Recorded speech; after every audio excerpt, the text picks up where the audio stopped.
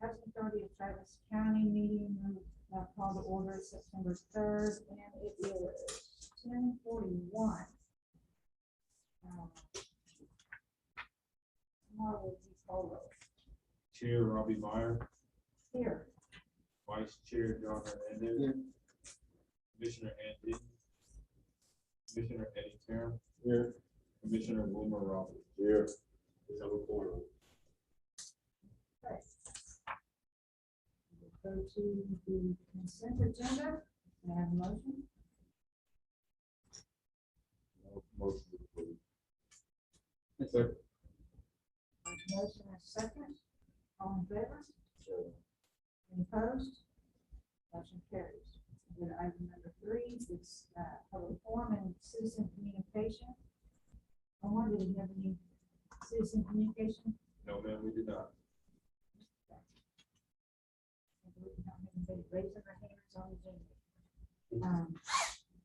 Action items. So it looks like we have 3 resolutions here.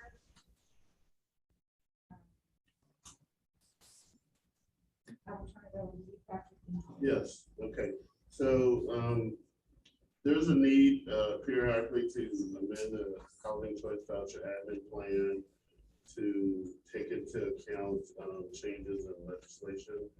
I do believe maybe Christina or Victoria on the line. Victoria, Yes, Victoria is here. I'm sorry, it's kind of hard to hear, but yes, I'm on the line. So, Yeah, that's how she's talking. Is that me? Sorry about that, Victoria. Can you it's okay.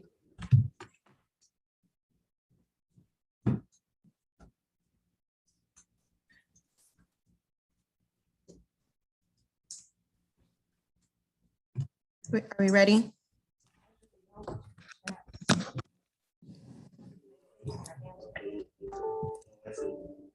I wasn't there. No. Okay, Victoria, you should be good. Okay.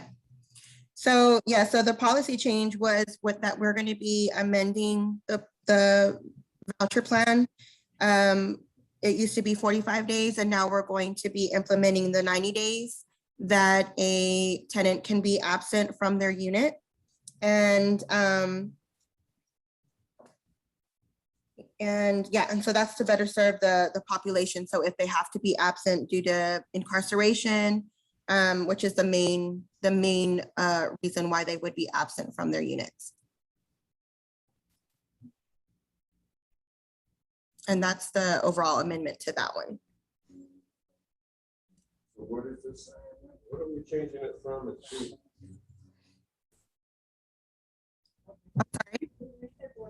Right, and so it used to be 90 days. Essentially, if someone is incarcerated, they would have to move the voucher, and this allows for them to maintain their voucher even though they may have been away from their unit for so many days. So that's the change. So we're changing it to allow them to maintain the voucher? Yes. Well, I thought we were taking it away. For how long? Just up to 90 days? Or Repeat the question. how long can they be incarcerated and not lose their voucher? 90 days or more than that? So it's 90 days. It used to be 45 and now it's 90 days. We're saying 180. 180? So if you go down, there should be some action, the amendments that are in red. If you scroll down right here. Assuming we continue to get paid on these vouchers, whether they're there or not. We continue to get paid on the vouchers, whether the tenants are in the unit or not. Is that what you're saying or not? Clear. Do we continue to pay? Is that what you're saying? No, my question was, do we continue to get paid on the voucher if the tenants aren't present in the unit? If they're incarcerated, We will up to 90 days. The answer is yes. I thought we got paid up to 880. I can barely hear. But now we're changing our policy from 45 to 90. That's correct. The possibility is up to 180, but we're only asking for up to 90. Right. That's correct. But we still have the voucher up to 180 days if we so choose to do that. That's correct. We could, but we could reissue it. Right. If they lost the voucher at 90 days, we would still have the voucher, we would just assign it to someone else. That's correct. So we don't lose the voucher. Okay. And I have, There's no obligation to bring them back after that 90 days. well, they don't have to, they can apply to do that. Why are we changing it? 45, we're changing it to 90, right? Right, so this was a recommendation that had been floating around in the housing authority circuit about the ability to allow folks, it was a barrier, they were saying, because there were cases where folks were having challenges securing housing and keeping it. And so the idea was that you essentially just providing more of an opportunity for someone who is in that situation to be able to maintain their housing. But that's been similar to the look back period being longer, being less, the idea of trying to maintain folks in the housing longer, with this being one of the issues that folks were saying that some of the bureaucratic issues related to incarceration were putting people at that 45-day period, and then at that point they would be losing the housing. So we're saying we're just giving them a little more time. If I can add some more clarification. This also has to do with not just the head of household, but other members in the household as well. That's correct. Because the voucher is based on everybody that's in All the members of household, the household, the qualifying individuals in the household. So it's not just the head of household. So a lot of things can affect families' voucher. I had a couple of questions though. One, why we were reading for 45 to 90 days, and I understand that. But on our leasing criteria, what do we have on criminal activity that would affect kind of the 90-day rule? Because if we having offenders or that may be getting in more trouble or accelerating their criminal activity, how is, I don't have a problem with extending the days so that they can get through their court system and things like that. But if we're having repeat problems and more serious crimes, how are lease criteria helping? Yeah. So if a tenant is incarcerated and we know that they are not going to be able to be released by that 90-day or 180-day period, and for other serious crimes that possibly they're not going to be released, then essentially, yes, they would not have that voucher any longer, unless there is someone in the household already that wants to request for a head of household transfer. But Victoria, I think the other question is, what offenses would disallow someone, regardless of the time frame, to potentially you could immediately take the voucher away, depending on the offense? And I thought it was, I was thinking it was meth was one of them, correct? It's methamphetamine and the lifetime sex offender. That's correct. So if those offenses were to occur in the person, that they would automatically be disallowed. I mean, Yes, they would. What about ag assault? What about which one? aggravated assaults. So that one, the main two ones that we're looking at are the lifetime sex offenders and methamphetamine. And depending on what type of nature of assault it is, possibly.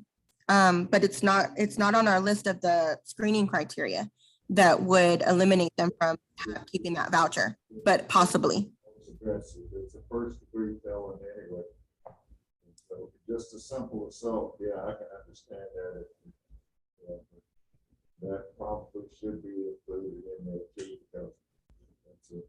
And we can look at that. I mean, if there are offenses that obviously would just automatically disallow you from a voucher regardless of the time frame being expired or not, that's something we can obviously look at. Yes, because then at that time also, even if they do have the voucher and say charges are dismissed, I mean, it is always by case depending on the client situation, and they're all different. But if it also depends on each client as to whether or not, even if they have a voucher, whether or not they be even able to locate a unit or a landlord that would be willing to accept their voucher based on their background screening criteria. One question I had, and this isn't the incarceration issue, on the student policy, we talk about the student having, if they're located in another city, they could still be part of the household, but it states in here that they can still be part of the household unless it's established that they have a separate household. So is that if they have an apartment where they're going to school, or a dorm on campus count as a separate house? How do you, because if they're living in a separate city going to school, that seems to me you can't get around having a separate household. But I just want to, it's not really part of this discussion, but I mean, I'm seeing it in our policy, and I just trying to figure out what constitutes the separate household. So what constitutes the separate household is, yes, them living on campus or having an apartment or being on another lease in that city where they're attending school. So in essence, if they're going to school someplace else. Yes, because necessarily they could be going to school out of town and maybe coming home on the weekends and not necessarily being on a lease in another city where they're attending school. Okay, so as long as they're coming back and forth, and spending Yes. or whatever back and home within that 180 days, is that correct? Then they would be okay. Yes, as long as they are not out of the unit for the full 180 days, like they plan on not returning to that unit. Yeah, Victoria, I always thought it was the least issue that was to help the argument. It's the lease, and then also if they're not returning to that home and they're not using their main address as their main address of where they reside, then yes, then they would not be, that would be considered a second household if they're living in another unit and on a lease. Okay. That's curiosity.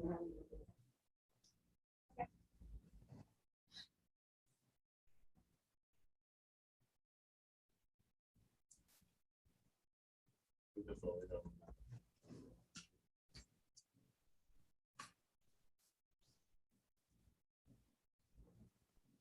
So do I have a motion to amend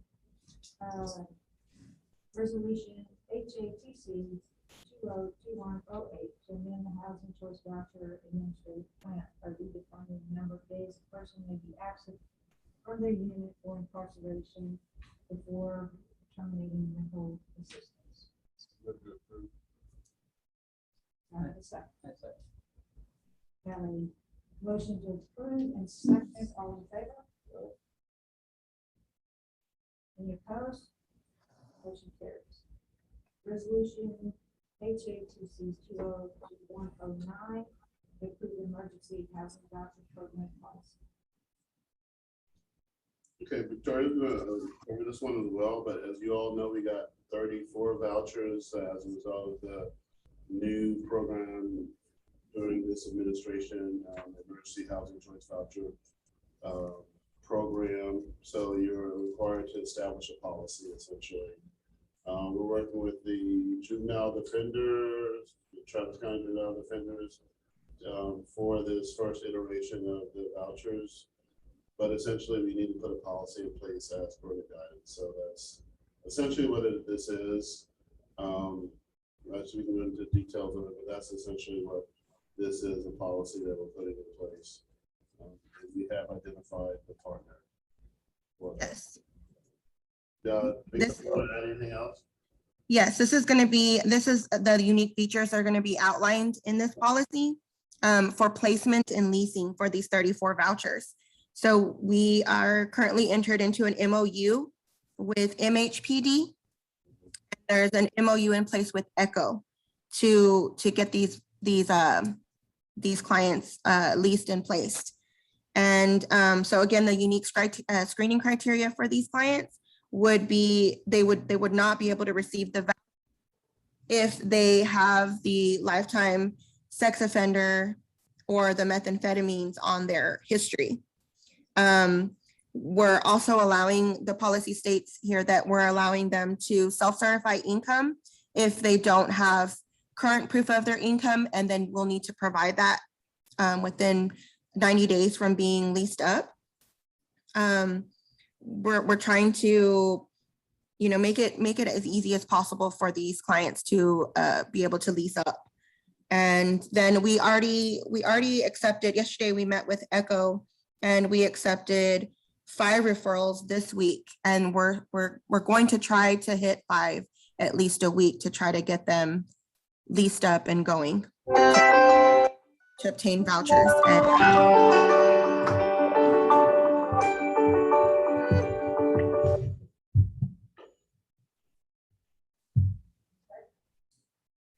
Out of curiosity, why are we picking on one drug and not others? Is there a reason for that? You mentioned that. Why are we taking on what? I'm sorry? You mentioned meth a couple of times, but you haven't mentioned the other drugs. Is there a reason why we only focus on one drug? You mean the HV program? Or one drug, you mean, the methamphetamines? I think that one's just the major one that they're going to be focusing on. That's just the criteria that they've outlined for this screening for this group. Hey, Victoria, I can speak. In all the years of working in the housing authorities, methamphetamine has been the drug that they've always felt like, there's no turning back with in terms of the resident recovery. And so it's always been methamphetamine ever since at least 2003 when I first started doing some of this work. Again, it's the harmful effects of it. It can be homemade, made at home. So they've always singled out methamphetamine. Obviously, agencies can go further if they like, but it's always been methamphetamine ever since I was. Right, unfortunately, it's been a problem for the last 40 years. So you may want to add, something of that nature as well as. I still say the ag assault needs to be in there too, because you don't want anybody beaten up. Sure, and I think we've always erred on the side of not adding, just at the minimum, because obviously housing authority, public housing and housing of last resort. So, but we certainly can look at that. Okay. Yeah.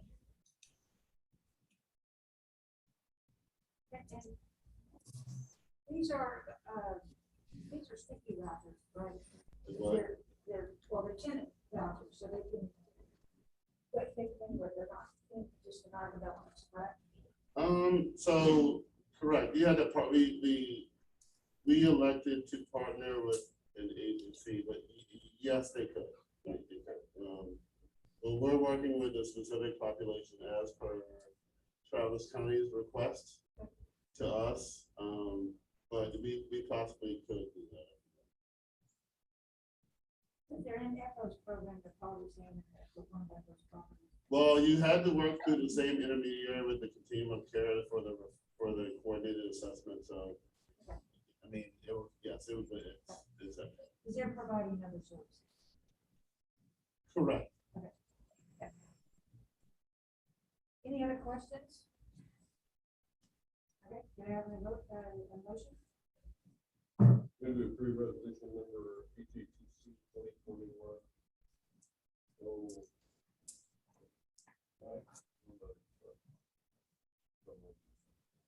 Have a motion? A motion and a second. All in favor? Any opposed? Motion carries. Move to item C, resolution number HATC 2021-10 to amend policy statements on affordable housing development as drafted. Yes, so this is the exact same resolution, obviously with different resolution numbers, as you all discussed in strategic.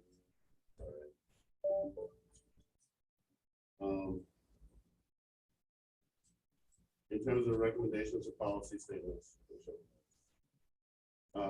But it's essentially the same policies that we talked about at the strategic meeting. If you all want to mirror that sentiment, I'm trying to find it.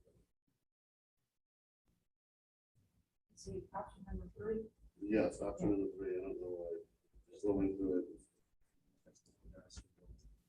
Oh, that's no, that's not. I'm just going to scroll through that. With Marcus, specifically there. Not sure why it's not there, but it's the same policy. I don't see the attachment. Sorry. This has to do with the funds with. Yes, it's the same policies.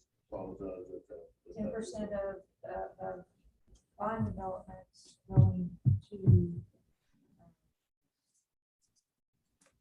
meet our need for our 30% units for bond developments going forward. That's what we're doing. That's I have a motion.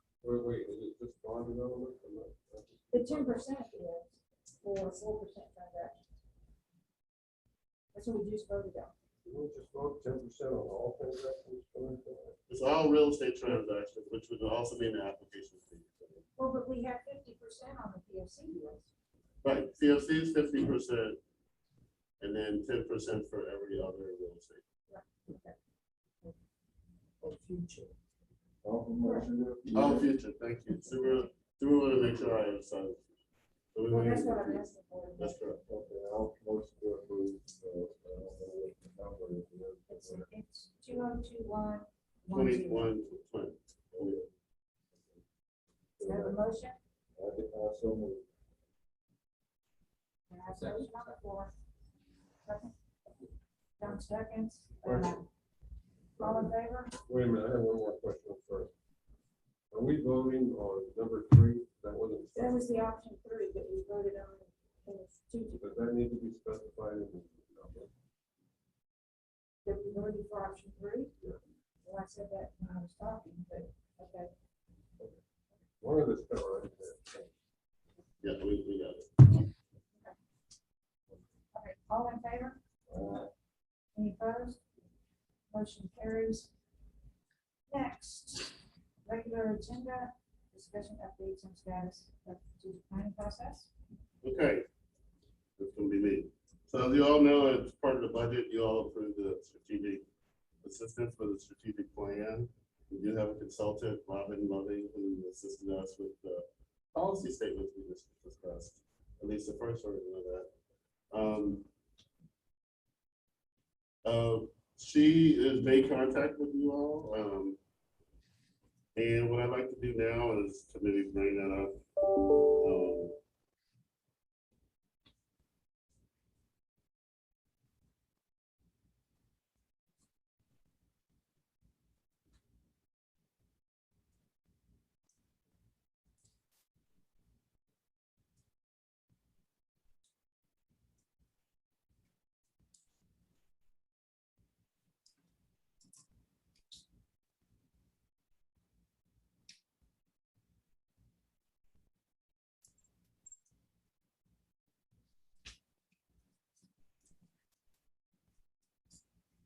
Can you all hear me? Yeah. Okay.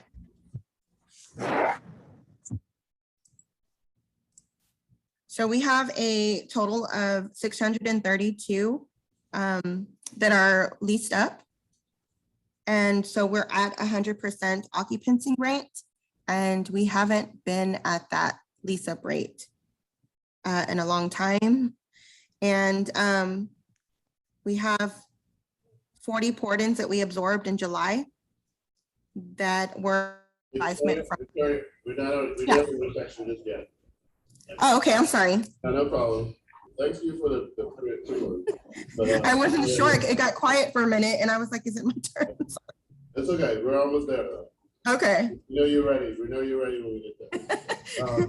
Okay, so I'm gonna just share the screen.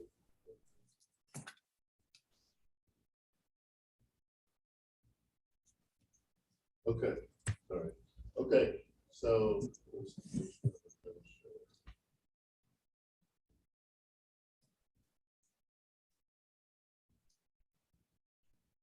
Okay.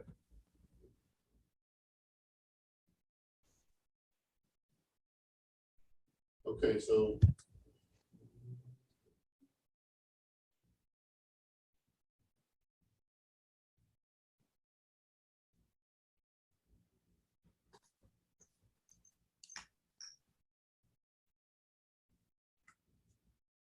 Okay, so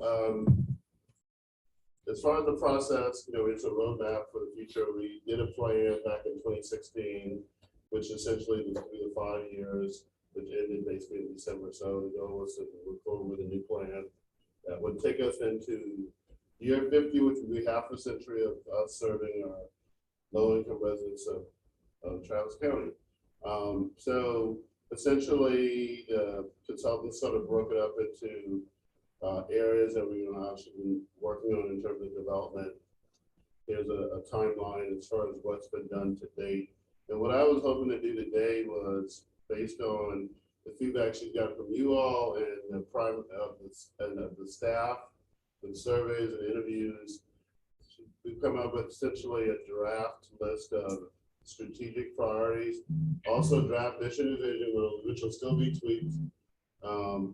But we want to get some feedback on what, from the survey and assessment, we've identified as it looked like 5 strategic priorities. In the previous strategic plan, we had 7. But we try to, based on what we've heard, we think that we have 5, and I'm going to show you 5 here. Housing creation, or just housing, I guess. And these obviously continue to be worked on, but the goal is to move forward with these, with the stakeholder groups to flush out, priorities, tactics, sub goals, and the like. So housing or housing creation, increase and preserve the supply of affordable housing, resident experience, essentially resident initiatives, improving quality of life through means of different activities. Internal improvement, which would be essentially internal operations, resource development in terms of the funds and resources needed in order to be successful, and then quality control in terms of internal, external accountability as it relates to the work we do. Similarly, you had 7 goals before that was spelled out some things there. Again, I think that the trend was maybe reduce that to 5, maybe to sort of synthesize it a little bit more, because as you remember from the previous plan, there was a lot of overlap in terms of goals and sub goals in each more than one category. So the thought was maybe to try to reduce that by a little bit, but based on the initial feedback from you all and from the staff and others, this is what essentially is we come up with along with consultants. So want to get some general feedback on that if you think we're completely off the mark, or what any feedback you want to give going forward, so continue to work on these things. That's what I was looking for. That's essentially where we are right now. Any thoughts? But again, the first column is what the previous plan showed for the 7 goals, strategic goals, and then what we've come to find from the recent surveys that you all for the ones going forward. Generally, as we go on the last 5-year plan, that we meet the goal. Yeah, and Eric, who I'm going to introduce in a few minutes, did help me put together a summary, which we put on the website of how well we did with respect to the goals, and it looks like we probably, achieved probably 85% of what, generally speaking. The other thing that we'll want to do better this time is work on the metrics a little bit better, because some of them are a little bit more measured by, they weren't as quantifiable as they maybe could have been. So that's one of the things that we want to be able to do a little bit better this time as it relates to the 20. In addition to trying to ensure that it drills down to the lowest level of the employee and staff versus in many cases it was very high level in some cases. So that's another one of the goals we want to achieve in this iteration. But we'll certainly share that with you.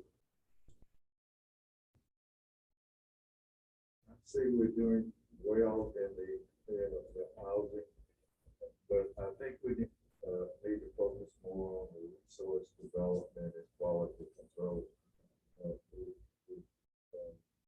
This year has brought out a lot of issues and I see it, so that's one of the things that we focus more on. Right, so what would we be getting from you today is some general idea? Do you believe there are things that we should focus on in terms of your key priorities that wouldn't be captured in what we shared here? And do you feel like it requires further delineation or some other way of articulating those? Obviously, there's sub goals, sub objective, objectives that go along with those, but generally broad headings as it relates to the areas of focus is what we're trying to kind of narrow down, and then we'll continue to bring those back as we continue to keep,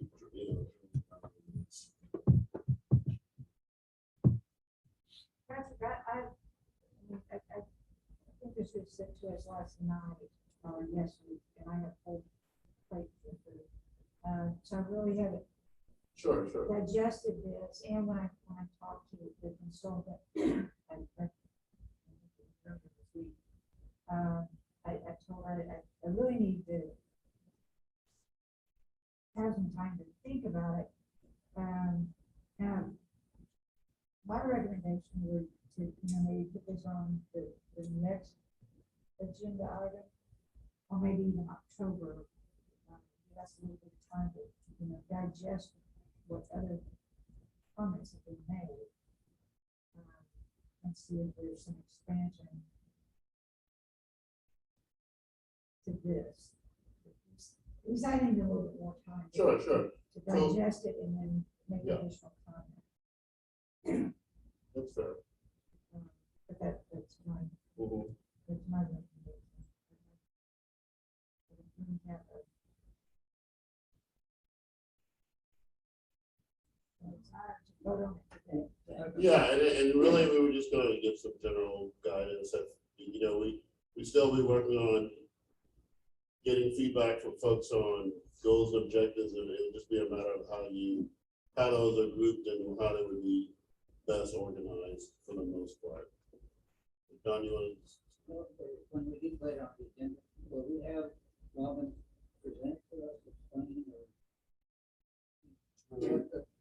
We can have Robin explain it. Or we going to be like?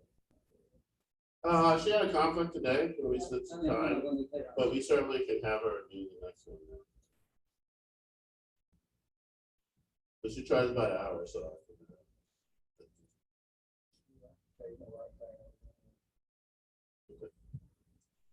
No, I just didn't know if you have some insight. Yeah, I mean, there's a lot of background into that. I probably, if I kind of cut to the chase, but I think that we certainly can have her elaborate on it more on some of how we got here with the information, because actually she synthesized it down to where we are. So we can action to be taken on No, that. It's just a discussion. Okay, so do we want to put that on the next meeting or?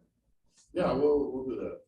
There's still October, not, because that's gonna be, we'll be dealing with legal. Okay. Oh, the special meeting, you mean? Yeah. No, what you're Let's just saying wait is it wait for until, yeah, I think I'm saying that we wait till October and post. Next week. And we will move on to item 6, say executive session. Okay.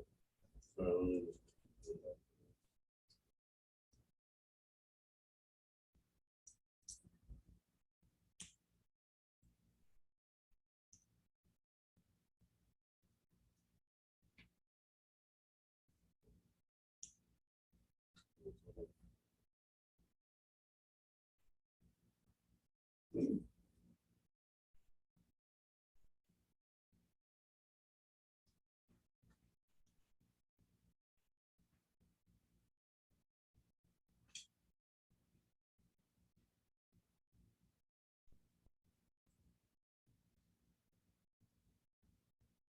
Okay. Victoria is now having an opportunity to speak again.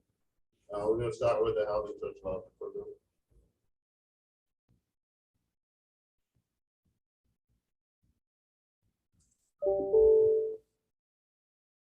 Victoria, you are on. Okay, so we have 632 total vouchers that are leased up. We're at 100% occupancy rate. We did absorb 40 port-ins in July, which was under advisement under the from HUD. And we have 32 active looking voucher holders currently.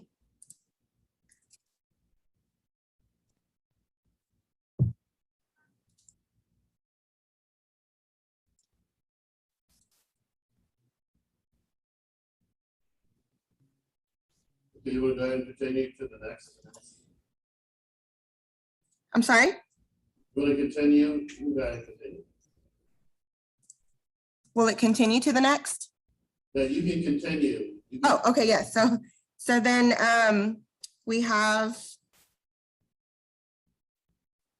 39 mainstream and then 34 for FUP, 30 VASH, and 75 non-elderly and disabled. And then again, we have 32 that are actively looking, searching voucher holders.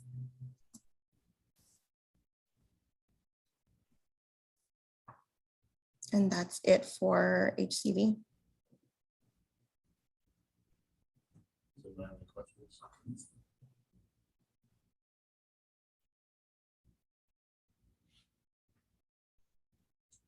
Okay. Thank you, Victoria. You're welcome.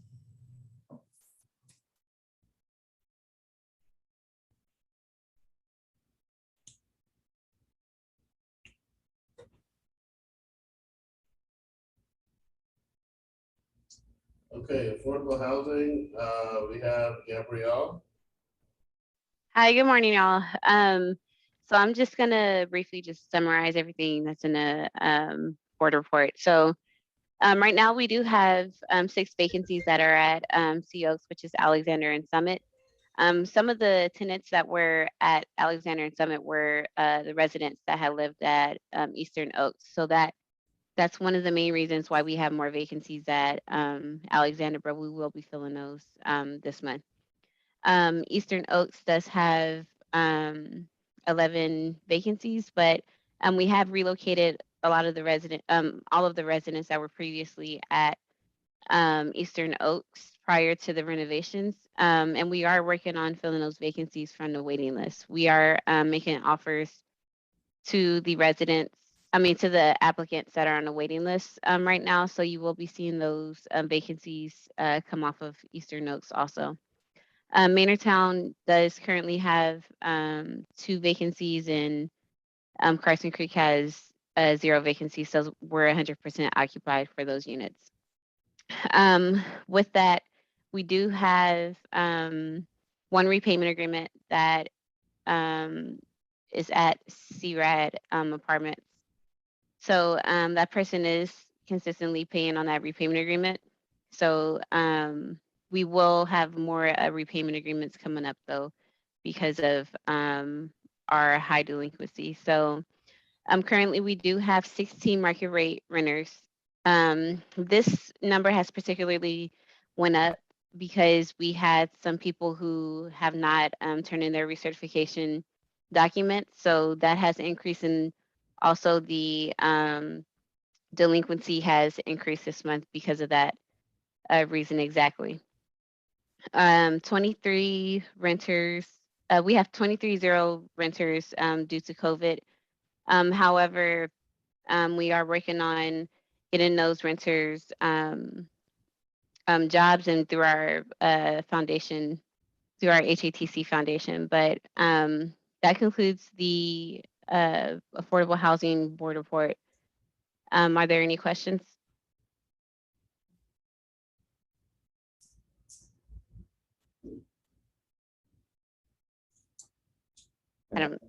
Is there anyone speaking? If nothing else, we'll go on to real estate. Okay. When you do that, Madam Chairman, and point out, you know, we've had issues over the last years I've been on this in getting veterans vouchers. What's going on and what can we do to get those veterans vouchers in place? And you and I have talked about this. Yes. And it's really become frustrating to deal with the temple VA veterans not being able to get additional vouchers. Sorry, I could barely hear that. Yeah, Gabrielle, and that's for me. That's for the VASH. Okay. So we got a notice from HUD saying that there are VASH vouchers available, and of course the process is it's a joint venture between the VA and HUD. The VA makes the references, the referrals, they do the case management, and obviously the funds are coming from HUD for homeless individuals, homeless vets in particular. So the local VA needs to give us a letter of support for us to submit the application. They elected to not extend the letter of support because they believe that the vouchers had not been fully utilized, and said they were not going to give us a letter of support. So we previously had applied, in one year we did apply without the letter of support, and HUD made it clear that the application was incomplete because we didn't have the letter of support. So we have to get something from the local VA or the regional VA in order to submit the application. So I would say, I mean, as it relates to that, if there is pressure or influence we can have over those that have some influence over the VA, I mean, a letter or something like that I can put together to try to influence the situation. The application was due on the 31st, and they let us know just days before that they were not going to give us a letter of support. We made that emphatically clear that we were not getting a letter of support. So we would have to influence that situation in order to get his application completed in order to submit. And it's probably over with for this year, but we have to do something because the last 5 or 6 years I've been on this board, we've been pushing for veterans vouchers and people up in Temple just refuse to work with us and do it. So what are your thoughts on that? How can we move this process, because we've got a favorable administration now. We ought to be able to do something for that. Continue to apply. We do. I mean, we do, and we try to beg and plead with the recipient of that. And like I said, just before the deadline, we finally got a response, and they said that we were not. I mean, we called also, essentially said the same thing. All the vouchers between us and Hocker weren't fully utilized, which obviously varies, but you know, but that is absolutely a requirement for us for the application to be even considered. Is to get that in. What's the percentage of Hawkins used compared to ours? Where it was on the line. I'm still here. Oh, you're still there? Okay. Yes. Sorry, What question? The question was about Hawkins' utilization of their VASH versus our utilization of VASH. Because the claim was that there were maybe 2 vouchers that still were not being used. Or we're in surplus of 2 or something like that. Yes. So they also have, so basically when we would request for the VA to send us any new applicants or packets to get them issued vouchers. However, I believe they were still assisting the clients in searching for 4 units. And then some of them were just letting them loose on their own. And from my understanding, I feel like they need more assistance with you know, their personal resources and getting assistance with completing paperwork. And once they turn them loose to their units and they're leased up, I feel like they need more assistance with the VA to help them, you know, be more self-sufficient. And we weren't receiving any voucher packets for them to get vouchers issued.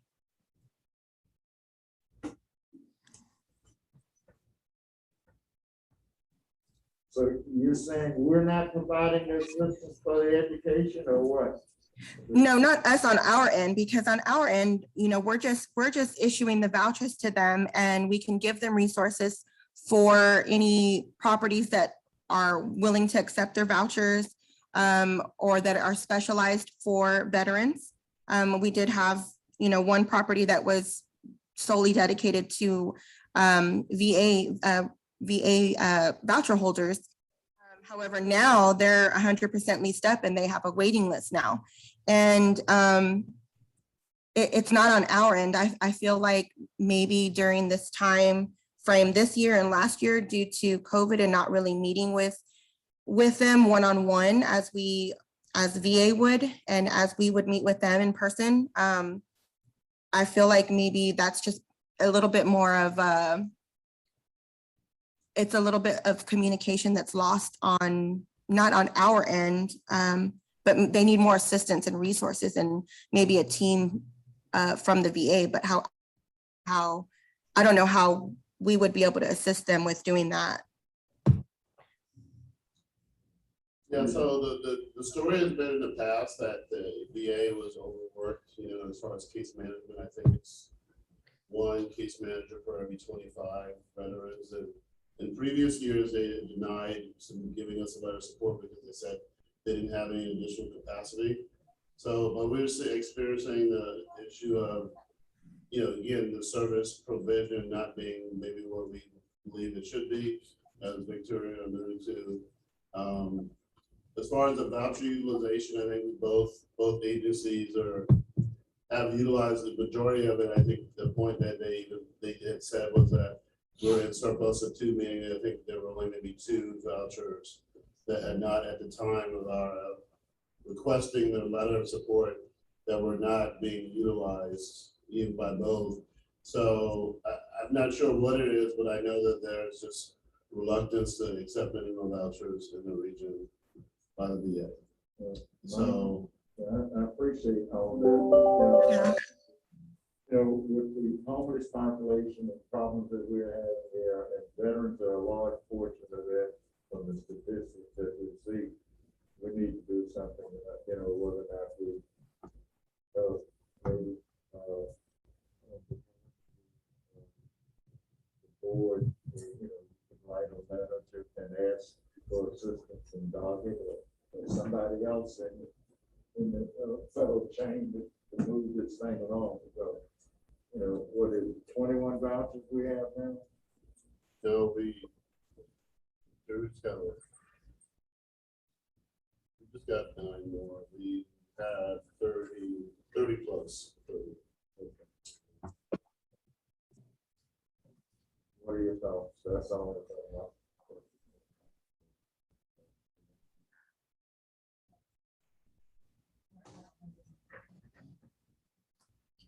We can look at, do a little research on the formal committees. And I could certainly put a letter together. And consideration. Thank you, that's all. Okay, we're in real estate. We're going to talk about Eastern Oaks first. I'll be happy to brief by exception, just real quickly on Eastern Oaks. We are at just past 95% complete. The units are ready and people are moving in, as Gabby mentioned. And we still have a few items left to do. There's some checklist items in the units that we need to address, kind of punch issue things. And then there are the clubhouse is still under construction because we had to make a change to address ADA requirements. And there is grading work that still needs to be done so that the drainage is improved coming down the north side of the property. Other than that, I'm going to be looking at contacting a few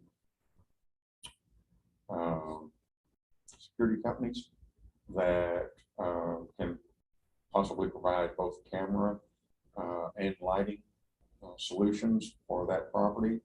Now that we've got the trees trimmed, there's a lot more light, but at night it's still going to be pretty dark out there. So I'm going to get talk to 3 different firms and that I've identified and see what kind of solutions they might have and just meet them on site and see what the cost would be associated with that. That's really it for Eastern. Town. I am putting finishing touches on a request for proposals. We are going to try and move ahead with this and see what kind of bids we come in with.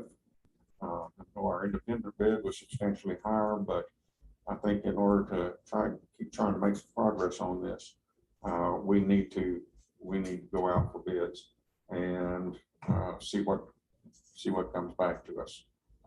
We're also working with our funding consultant to see if we can get some additional funds from TDHCA out of their loan program. And we received an email from her today. I believe the number was about $435,000 that she thought we might be able to apply for. And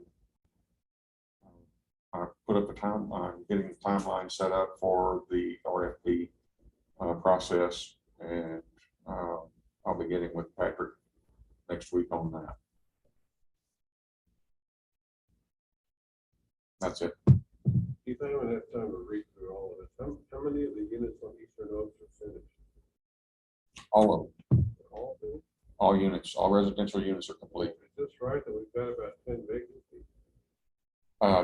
That is true. And Any reason for that? Yeah, so Gabrielle alluded to that. One of the problems we were having problems with Eastern for some time. We obviously decided to move forward with the rehabilitation, but going into the rehab, we had 10 vacancies. And as she had mentioned, we processed a waiting list, so we're in the process of populating those, but we have more than 10 folks interested in those vacant units. So we should be able to, by the end of the month, have those filled. How long have they been finished? Just moved in like. they started moving in on at the beginning of August. Mhm. Anything else? Thank you. So wait, okay.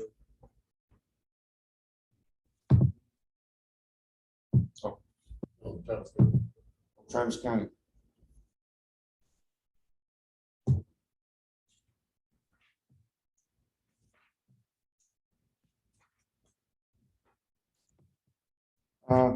On the Travis County Facilities Court, we've got a couple of deals. We've already looked at two of them. One of them is one that's currently under construction. That's Tech Ridge Apartments. Just a quick update on that. They are moving ahead rapidly with construction, and they are current as of August 5th. They were at 47% complete. So they are pushing up to midpoint now. The South First Apartments, I believe we had some action on those. Let's see. Very chin. Lamar painting.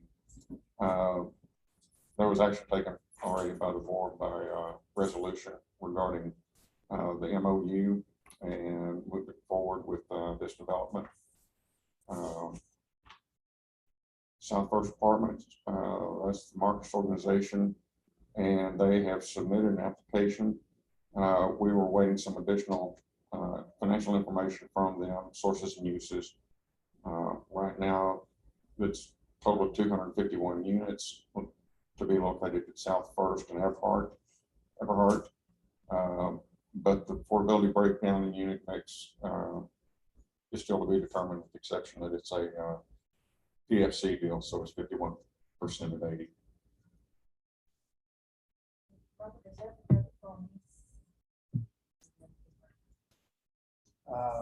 I'm not sure who called you, so this is a guy we've been working with, Jonathan Marcus, for probably 8 to 10 months.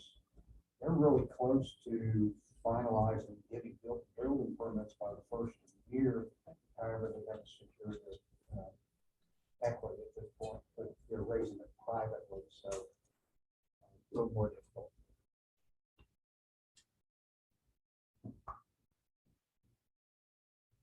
That's it.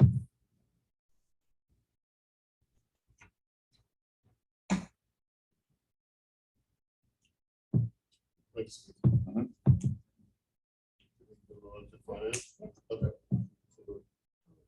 I'm sorry, when is South First scheduled to open? Are they open?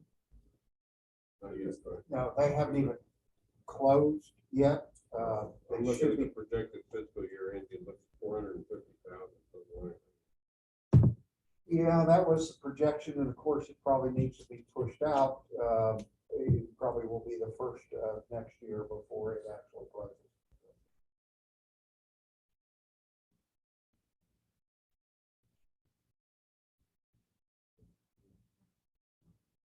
So included in the board packet is the HATC finance report for all the programs to July 31st, which is 13 months into the 18-month fiscal year.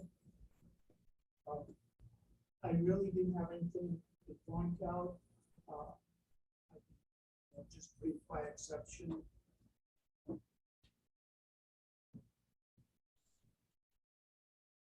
Don't have any questions I can answer.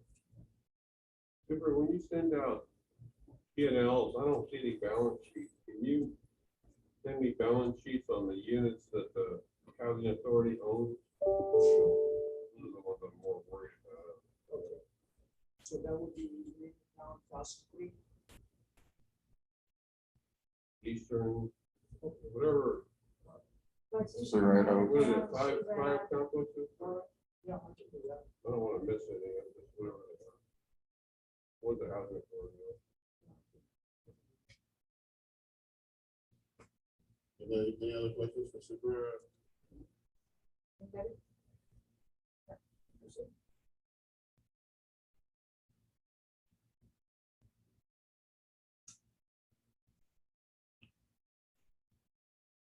Okay, so I'm gonna take this opportunity to introduce Eric Lindholm. Eric has been with us at least 3 years, right? So he's a young boy, now he's a young man. So, now I'm talking about it. So Eric is actually taking a position that was formerly occupied by Nancy. As a project coordinator, and he is hit the ground running. you want to share a little bit more about yourself before you get started? Sure, yeah, so, as Patrick said, I've been, with the organization since 2018, I believe, as a student intern. So I have to work closely that entire time with Patrick and Nancy, the previous, project coordinator. So, you know, I've got to learn a lot about the organization before I was, you know, assumed this position, which was, start of July, since I assumed this position. But yeah, I'm excited to be in this position. It's a great, you know, foundation has a great opportunity to, you know, cultivate connections and foster self-sufficiency and upward mobility in our communities. And excited to be on board. The last two annual reports, and he revamped our 5-year strategic plan and help, you know, identify the accomplishments that we've done. So very skilled. Okay, I want to go ahead and Okay, so our first item, so this is our 4th year providing resident scholarships. I don't know if I know, so the scholarships can either cover the full cost of an associate's degree or be used as $2,500 towards a bachelor's degree. We had 3 applicants approved this year for the scholarship. They're all accepting the $2,500 towards a bachelor's degree. So we have 2 of those in our affordable housing communities and 1 of them in our housing choice voucher households. So two of those are new recipients. One of those recipients is actually our first repeat recipient. She received the first scholarship towards her associate's degree in 2019, completed that, came back this year and applied for the 4-year $2,500 scholarship, which she'll be using at Houston Tillotson University starting this semester. And so, yeah, she's our first ever recipient. we'll have to bring her in sometime. She's the first graduate from the university as per the program, so it's pretty exciting. We'll have her come in.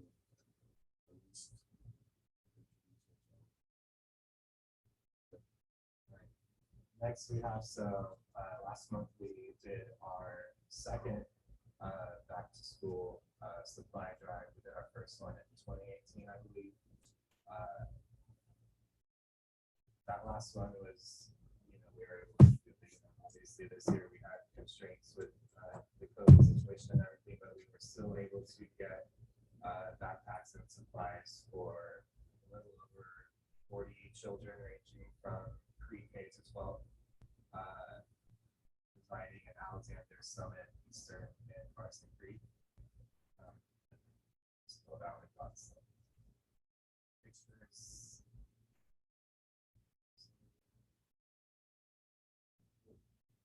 Right now.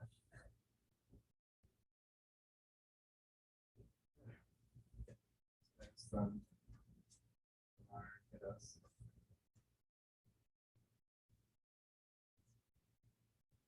Yes, we are able to provide grade specific supplies for around 40 to 45 children this year.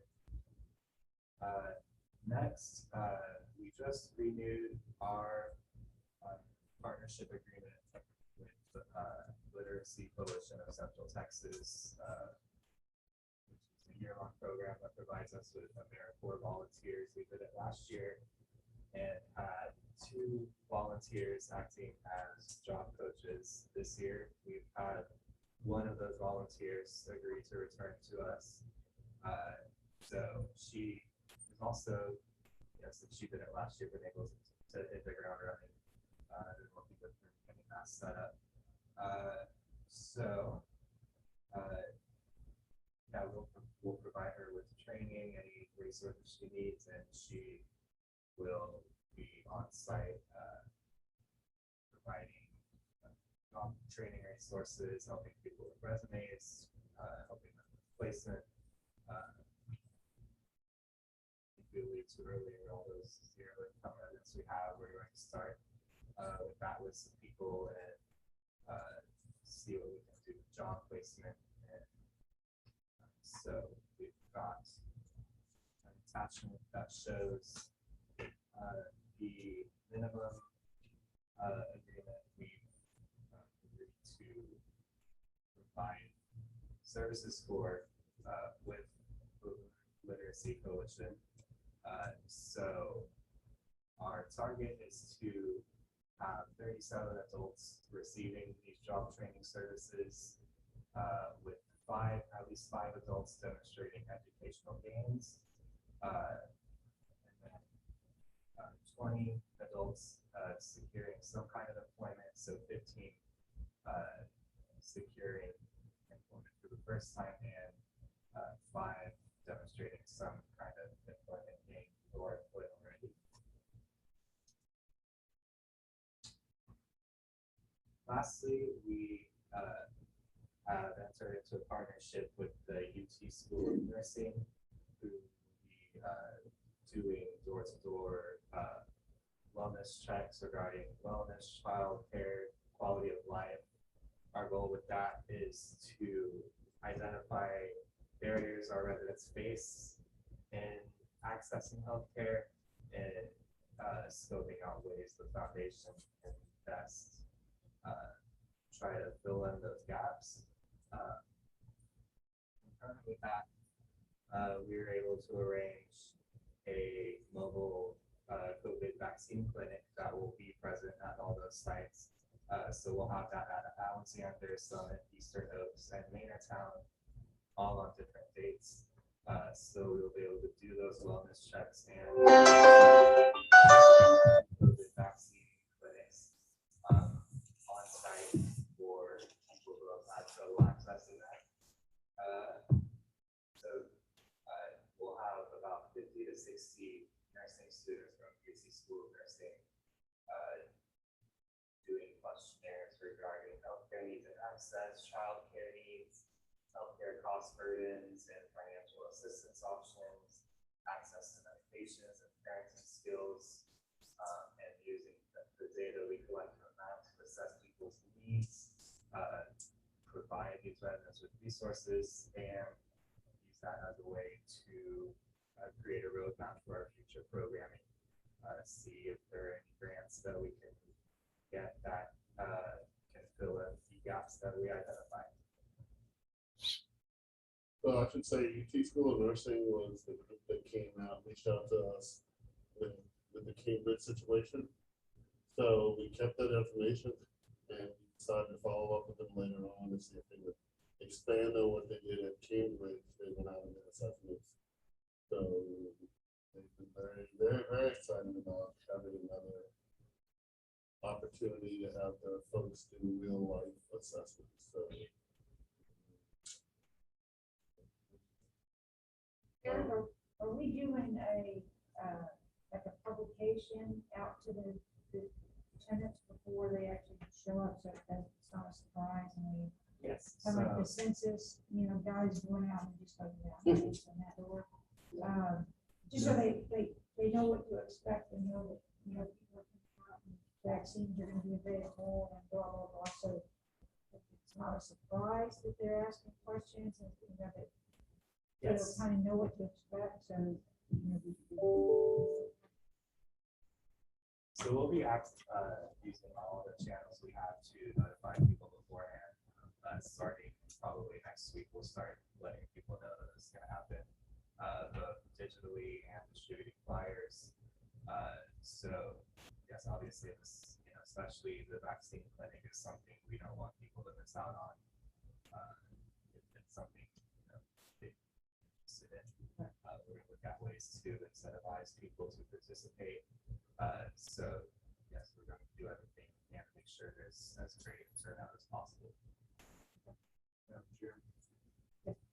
If we add the residents of Rosemont, on to some of this stuff? Yeah. An outreach effort? So, Travis County has agreed to provide, they have a vaccine, clinic as well, mobile, and so we just need to coordinate a time with them, to do that, but they had offered to do that. So they did deliver PPE to us, but a couple weeks ago.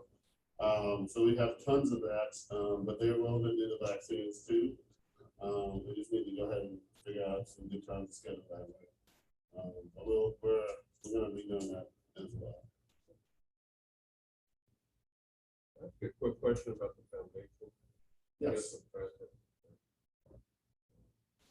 We never hired another director, right? We're running without formal director. So Eric is the full-time guy. He is the person. Yeah, because I mean, his title is project coordinator. I wasn't sure he actually had the title. Yes. So you all are still meeting with the board and all that stuff like that. Yes, we hadn't had a meeting. We reached out to the advisory committee recently and Ms. Denton, to talk about things that they did maybe 3 months ago. That's kind of let them know where we are. But we will be scheduling times again to sort of wrap things up because it's some period of time there. And we didn't go into sharing all what we talked about with Amplify Austin and some of the other grants that he's working on. But that'll be a part of that entire component. So we kind of working on sort of a work plan right now for how we can wrap this thing up. Okay, thanks, Eric. And last but not least, we did hire a deputy director of HR and organizational development. We probably wanted this person is back there. So thank you all the meetings. This is Steve Pegler. He comes to us with a wealth of experience. Give him an opportunity to introduce himself and share a few. I'm happy to be here. I'm Steve Pegler. I started Monday. Yeah. So it's into my first week.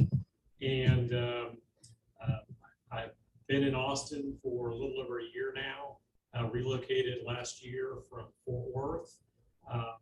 My wife landed her dream job here in the middle of the pandemic. So we came down. I've got almost 30 years, approximately 30 years of HR and organizational development experience. I've been, until 2 weeks ago, have been a partner in a Fort Worth-based HR consulting firm and have worked with clients in every industry that I can think of on all areas of strategic and tactical HR, organizational development, et cetera, including some housing authorities. Worked with Fort Worth Housing Solutions, Housing Authority Dallas, and so got some industry experience there. Really looking forward to helping this organization get to the next level. What I've started doing is identifying HR compliance and near-term tactical issues that I'm going to help the organization get on track and moving forward.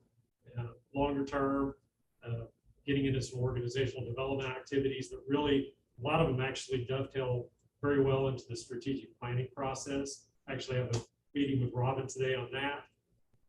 So all that to say, I'm really happy to be here, and I'm really thankful for the opportunity. And it just worked out because my firm was being acquired, and I'm in Austin, and the timing was perfect. I decided I didn't want to go with the acquiring firm, and was looking for something just like this, and looking forward to learning a lot. So, Welcome aboard. thank you.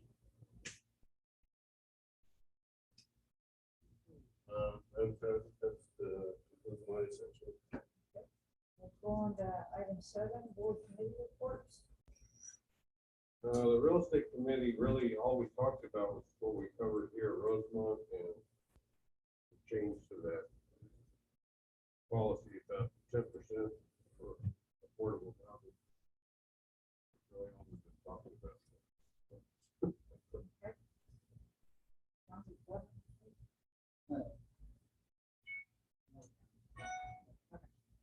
Nothing HR?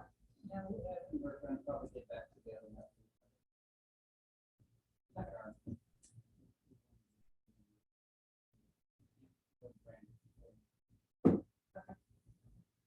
Okay, so item 8, any unfinished business that we need to take up? Anything we need to add? Since we've already had we're having a special meeting, I don't think we can offer this. No reason for executive session, I believe. Okay, do I have a motion to adjourn? So moved. Second. Second, all in favor? All right, we are adjourned for the day.